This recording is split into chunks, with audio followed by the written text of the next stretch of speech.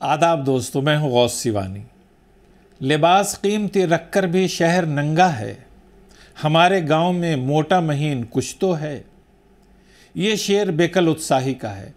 मुल्क की आज़ादी की लड़ाई में योगदान देने वाले बेकल की शायरी की ख़ास बात है हिंदुस्तानियत। उनकी शायरी में मिट्टी की सौंधी खुशबू का एहसास होता है। ये शहर के बासी क्या जाने क्या रूप है गांव की पनघट का, क्या इश्क है लाज की अल्हड़ का, क्या हुस्न मोह की नटखट का। शर्माई सी माथे की बिंदिया, इठलाई सी पाँव की पायलिया, अलसाई सी आँखों में निदिया, बेसुध हो सरकना घूंघट का। बेकल हिंदी उर्दू शायरी की गंगा जमनी तहजीब की सबसे शानदार अलामत थे। वो अमीर खुसरो, मानी जायसी, रस खान और खाने खाना की रिवायत की आखिरी कड़ी थे। ये रिवायत गालिब व साहिर के ज़रिए हम तक पहुंची थी। बेकल ने उर्दू ज़बान को आम लोगों तक पहुंचाने का काम किया और हिंदी के अवामी अल्फाज को अपनी नज़्म का हिस्सा बनाया। उन्होंने ये भी पैगाम दिया कि वही ज़बान ज़िंदा रहती है जो मौजूदा सरहदों को पार कर आफाकी बुलंदियों को छूने की सलाहियत रखती है। लिए कायनात की उस आते है दयार दिल में बसी हुई, है अजीब रंग की ये गज़ल न लिखी हुई न पढ़ी हुई।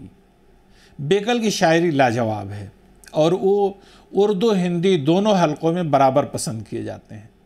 उन्होंने गज़ल, गीत, दोहे, कुंडलकाएँ, क़ताअत, नज़्म, हाइको, नात, हम्द, मनक़बत सभी असनाफ पर तबाह आज़माई की। यहाँ तक कि उन्होंने नज़्म और गीत के फार्म में भजन भी लिखे हैं। राधा कृष्ण, राम और सीता और गुरु नानक जी के ताल्लुक़ से उन्होंने नज़में लिखी हैं।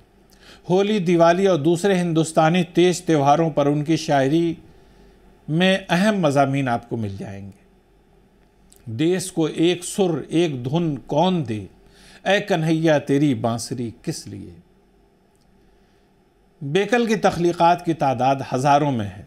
उनकी कुछ किताबों के नाम हैं विजय बिगुल, बेकल रसिया, नगमा व तरन्नुम, निशाते ज़िंदगी, सुरूर जावेदा, नूर यज़ना, लहके बगिया, महके गीत, पुरवाइयाँ, कोमल मुखड़े बेकल गीत, अपनी धरती, चाँद का दर्पण, गज़ल सांवरी, रंग हज़ारों खुशबू एक, मिट्टी रेत चट्टान, गज़ल गंगा, अंजुरी भर अजोर। अलावा अज़ी कई नातिया मजमूए भी हैं।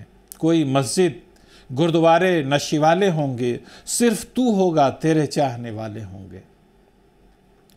बेकल उत्साही की खूबी ये थी कि वो एक साथ उर्दू और हिंदी दोनों ज़बानों में शायरी करते थे।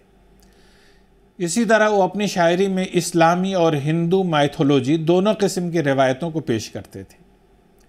ये बात उनसे पहले सिर्फ नज़ीर और फ़िराक के यहाँ देखी गई। उनकी शायरी आम हिंदुस्तानी के दिल की आवाज़ है। यही वजह है कि इसे आम लोग पसंद करते हैं। इसमें हिंदुस्तानी मिट्टी की सौंधी सौंधी खुशबू होती है। मेरी ज़बां हर दिल की ज़बां है, कोमल कोमल हुस्न बयां है, बरसों तक ये खुसरो की अंगनाई में खेली है।